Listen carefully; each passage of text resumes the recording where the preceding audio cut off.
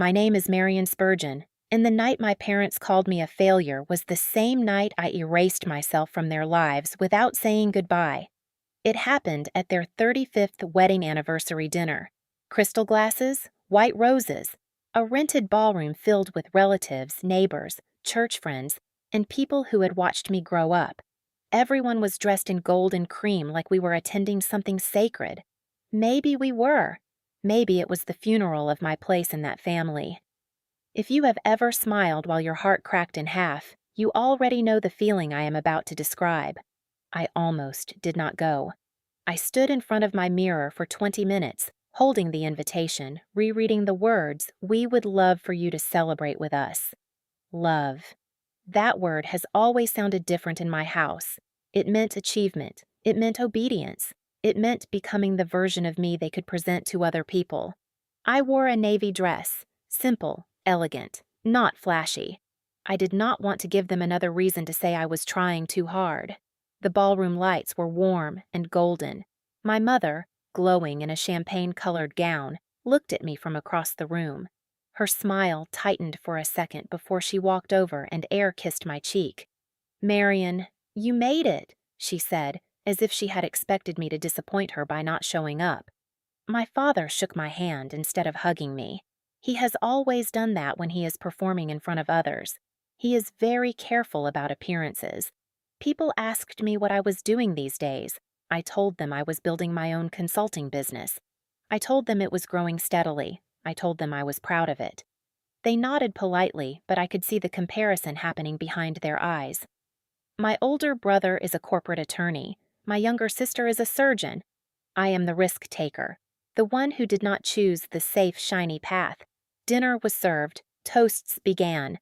My sister stood up first, talking about how our parents taught her discipline and excellence. My brother spoke about their sacrifices and the importance of high standards. Everyone clapped. Then my father stood up again, smiling in that polished way he does when he believes he is about to say something wise. He tapped his glass. The room quieted. "I am proud of my family," he began. "I am proud that most of my children understood the value of hard work and stability." Most. There are words that sound small but land like bricks, he continued. Of course, not every child turns out the way you expect. Sometimes you invest in dreams that do not pay off. A few nervous laughs floated around the room. My mother leaned toward him and added, "But we love them anyway, even when they choose unrealistic paths." Unrealistic? The word wrapped itself around my throat. My father looked directly at me then, smiling like this was a private joke between us. "Marion has always been creative. We keep hoping she will settle into something real." There it was. Failure, wrapped in humor, served as entertainment. The room laughed harder this time. I felt heat rush to my face, but I did not cry. I did not storm out. I did not argue. I picked up my water glass and took a slow sip as if I were unaffected. Inside, something shifted. It was not anger. Anger is loud. This was quiet, calm, final. I remembered being 16 and bringing home an art scholarship letter. My mother had asked if it came with a backup plan. I remembered graduating college and announcing I wanted to start my own company. My father had told me that entrepreneurship was what people did when they could not compete in real careers. I remembered every subtle comment disguised as concern. That night, in that ballroom, I realized something important. I had spent my entire life trying to prove my worth to people who had already decided my value.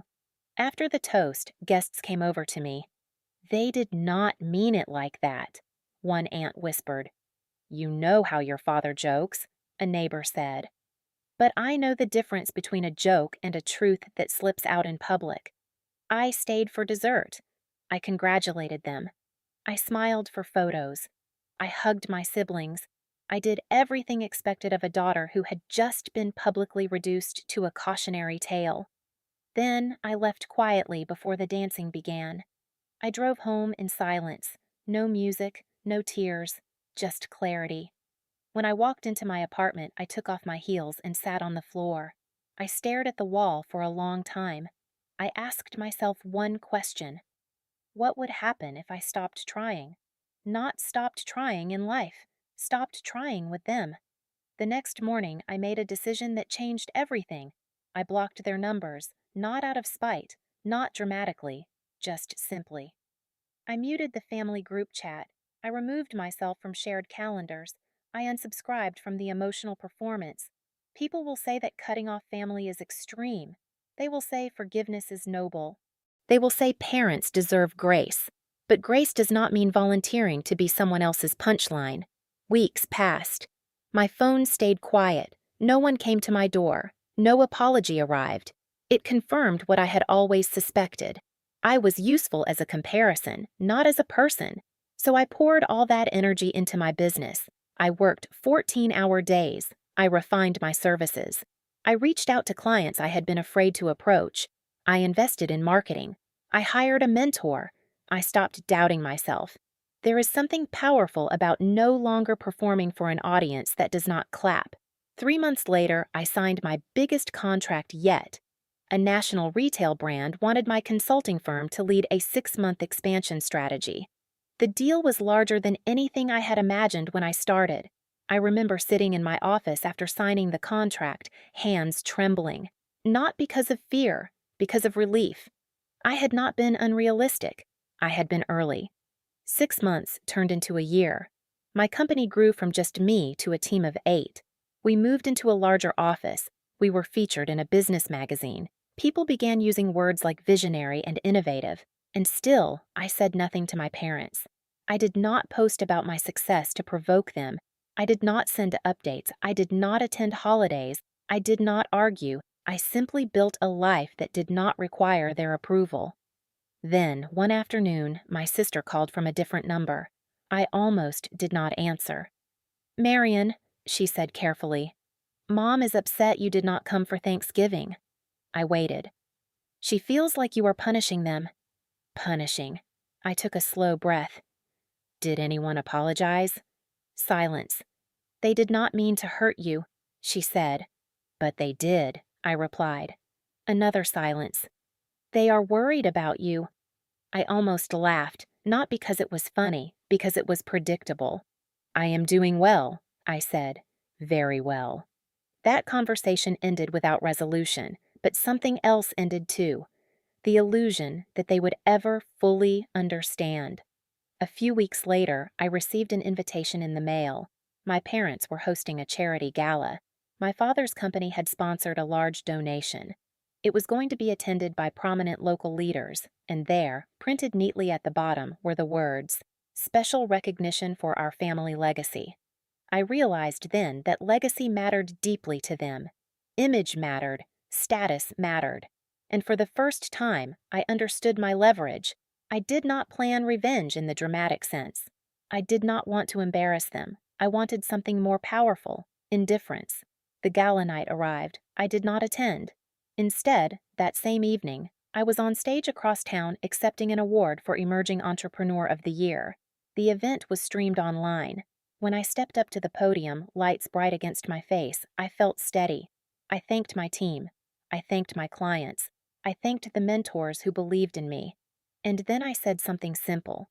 Success is often born in rooms where you are told you are not enough. I am grateful I did not listen.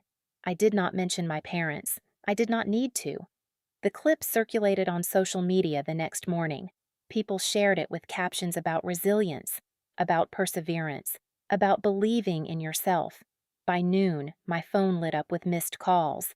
My brother, my sister, an unknown number that I knew was my father from his office line. I did not answer immediately. Later that evening, I listened to a voicemail. "Marion," my father's voice began, less polished than usual. "We saw your speech. Congratulations. We are proud of you." Proud. The word sounded different this time, softer, uncertain, but here is the part that matters. Their pride no longer felt like oxygen. I did not need it to breathe. I returned the call the next day. I was calm. "I appreciate the message," I said. My mother came on the line. "We never wanted you to feel unsupported." I did not argue. I did not revisit the anniversary dinner. I did not demand a dramatic apology. I simply said, I hope you understand that I will not attend events where I am treated like a disappointment. There was a long pause. We understand, my father said quietly. And maybe, in that moment, they did. I did not rush back into weekly dinners. I did not resume old patterns. Boundaries remained. Over time, our conversations became more neutral, polite, respectful. They stopped making jokes about my career. They asked questions instead. Real questions. Change did not happen overnight, but it happened. And here is what I learned. Walking away is not always about making someone chase you. Sometimes it is about teaching them how to approach you properly. The night they called me a failure was the last night they saw the version of me who begged for validation. They did not lose a daughter. They lost access to her without respect.